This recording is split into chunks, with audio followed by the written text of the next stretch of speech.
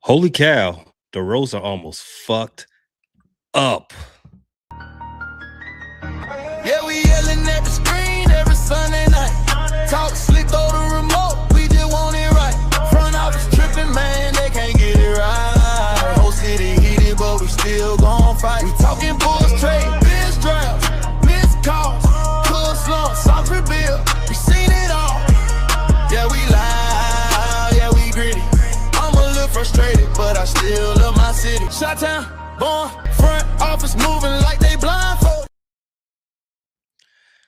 Welcome back to Holy Cow, the pod covering the #1 summer team in Chicago. Number 2 is Jackie Robinson West. And that's it. No other teams allowed. I hope no one lost their hat or their wig in Chicago today, because that win, not playing no games with you, nobody. That win was out there beating folks down, breaking down anybody. I'm not a small guy, but it almost took me off my feet a few times today.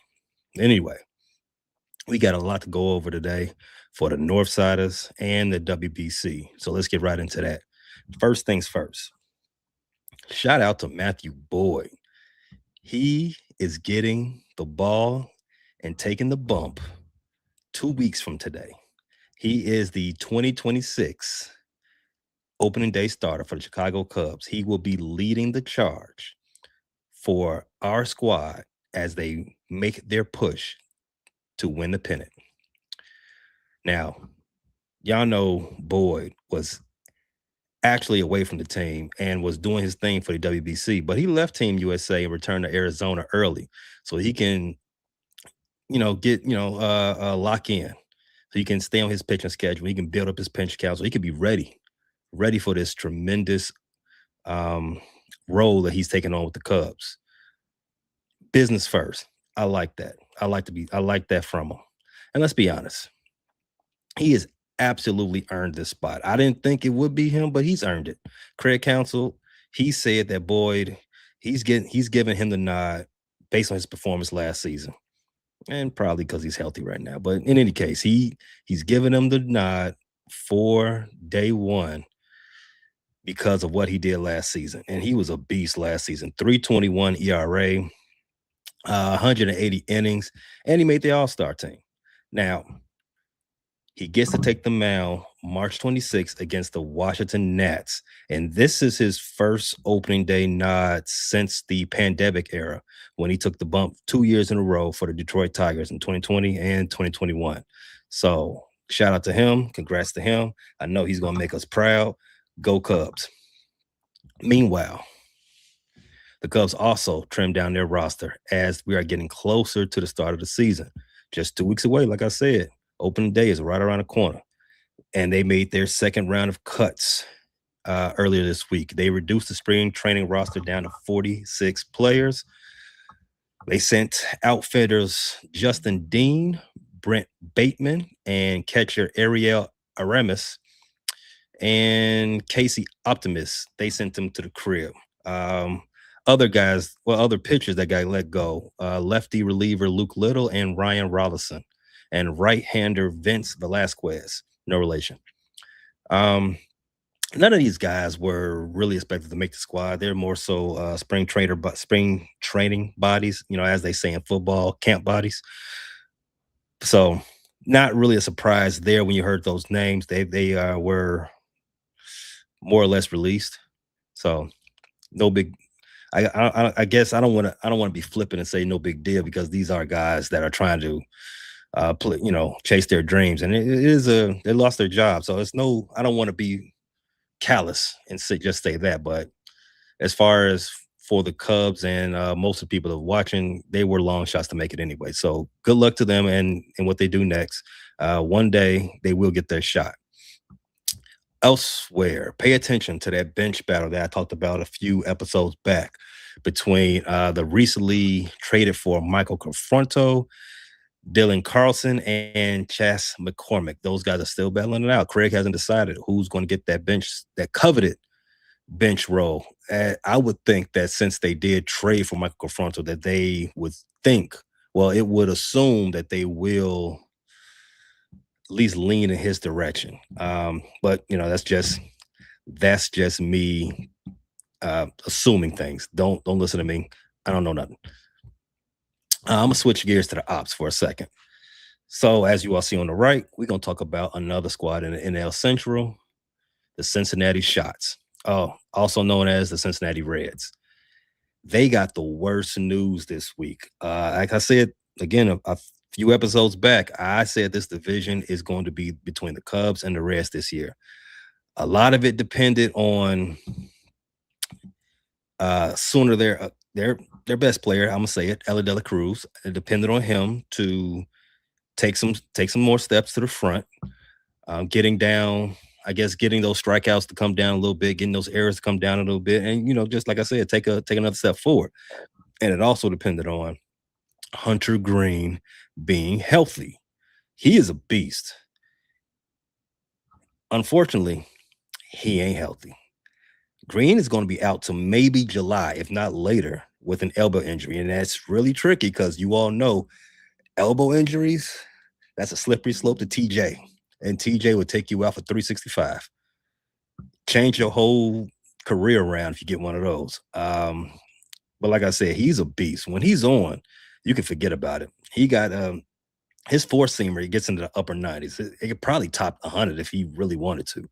So as a baseball fan, that sucks for them. It sucks all around. But yeah, speedy recovery on him. I know Cubs fans remember the last time we saw him last September.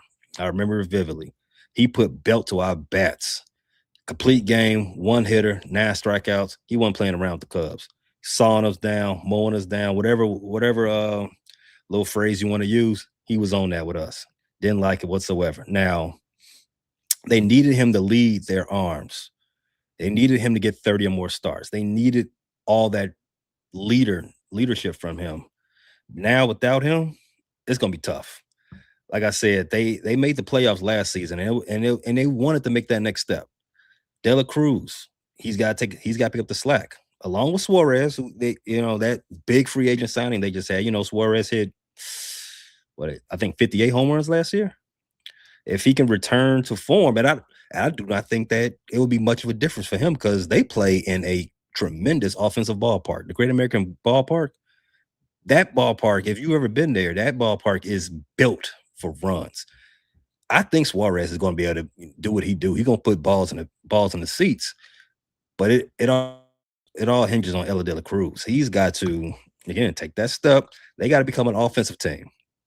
They got to average, and this is probably a little bit too much because I don't think any team does this. They got to be a team that threatens you with 6 a game. They got to do it. They ain't got no choice. Like I said, the questions for Ella: bring down the strikeouts, bring down the errors. That'll help them. It also helps the Pirates. That's a team that I talked about earlier, sneaky wild card team out of Pittsburgh.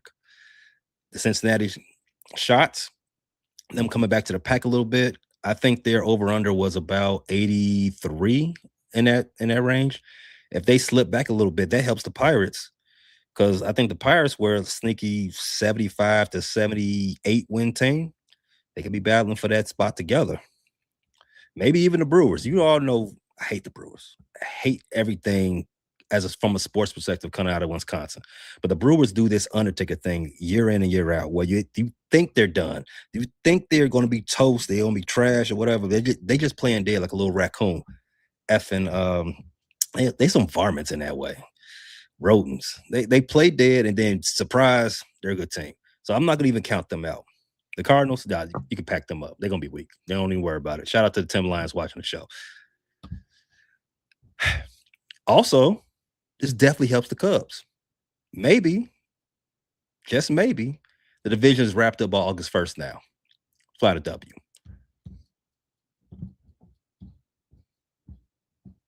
Need a Garrett's popcorn break.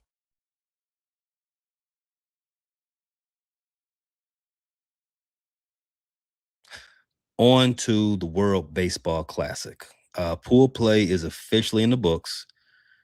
A lot of Cubs have been on these rosters. I think we had 8 people in total playing for their respective home country or I don't even want to say home country because a lot of these rosters are fake.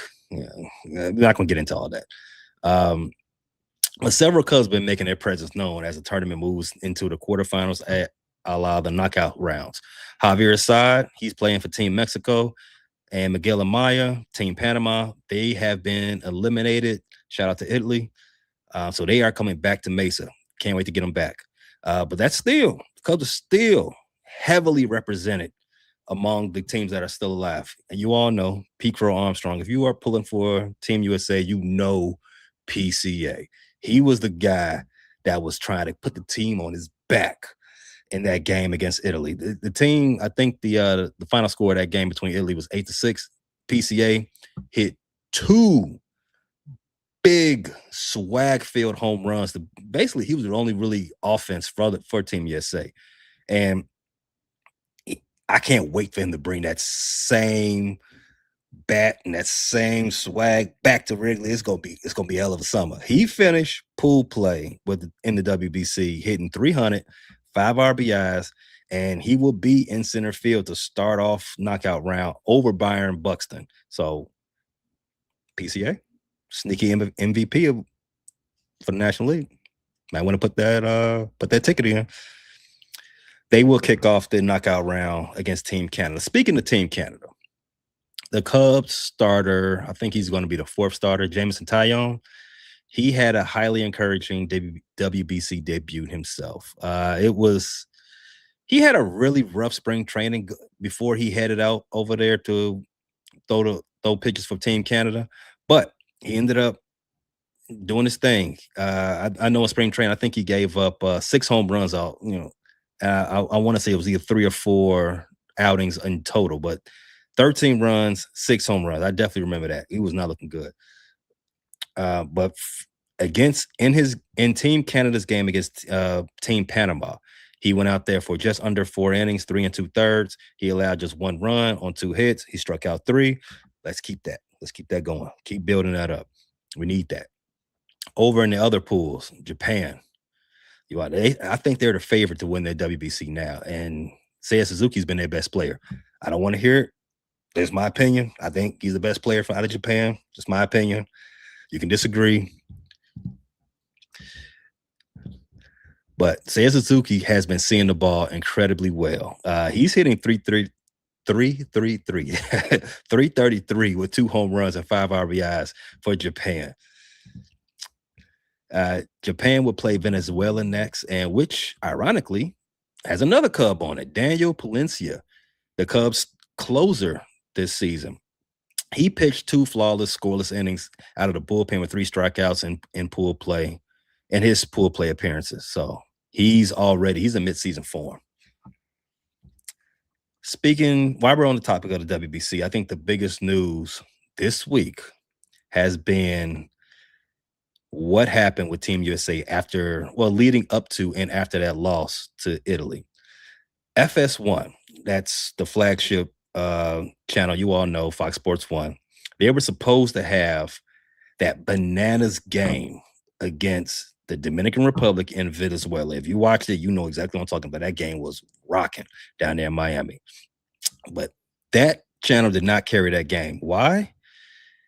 Because they had to move it to Tubi, all because former Cub Mark DeRosa put his foot in his mouth and showed his ass a little bit. We'll talk about that in a second.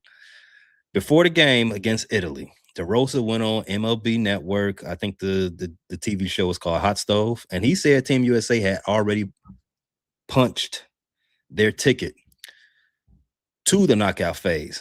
There's only one problem with that. They ain't clinched shit yet. They had lost to Italy. Well, they eventually lost to Italy. And then now you needed Italy to help you out. Tiebreakers and such and run differentials, that loss put them into a tie with Mexico. And you all know what ended up happening. Italy eventually won. But let's get back to Mark DeRosa. After he took the heat from the media, he went ahead and said he just misspoke. He said, he said he was just is a mistake. He meant to say something else. The lineup card and some of the decisions you made tends to think that You did not misspeak at all. Maybe we need to get Pablo Torre on this to figure out what really happened. He's does all the sports journalism around here now. But he said he claimed that he misspoke, but no one believes him.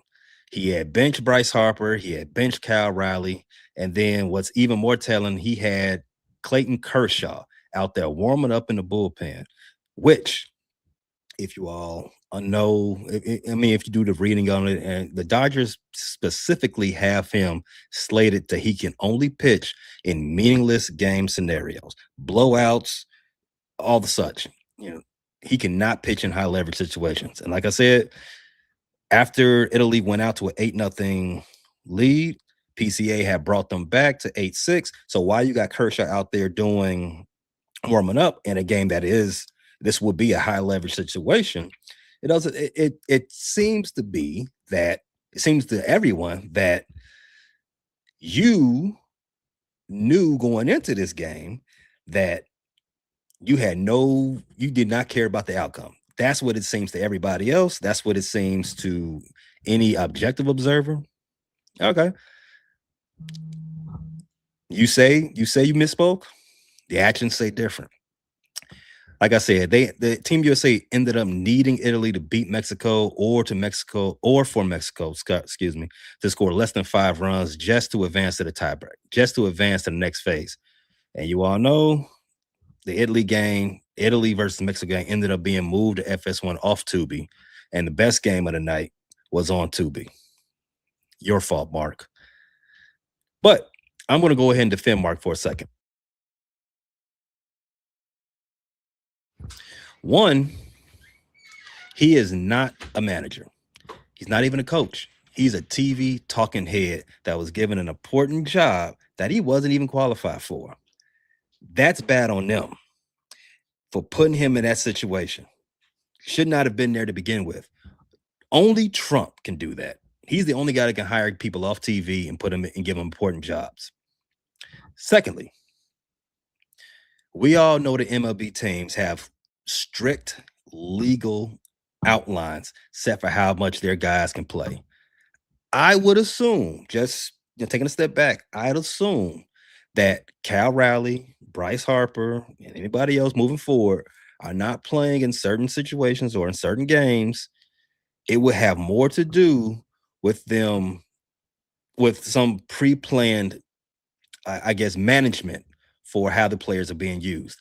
That's how I would objectively look at it.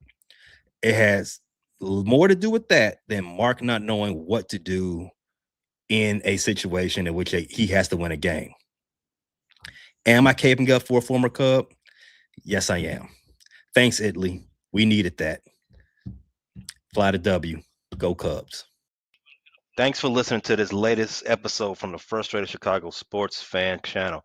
Don't matter if you listen to this on Apple Podcasts or Spotify or watch it on Twitch or YouTube.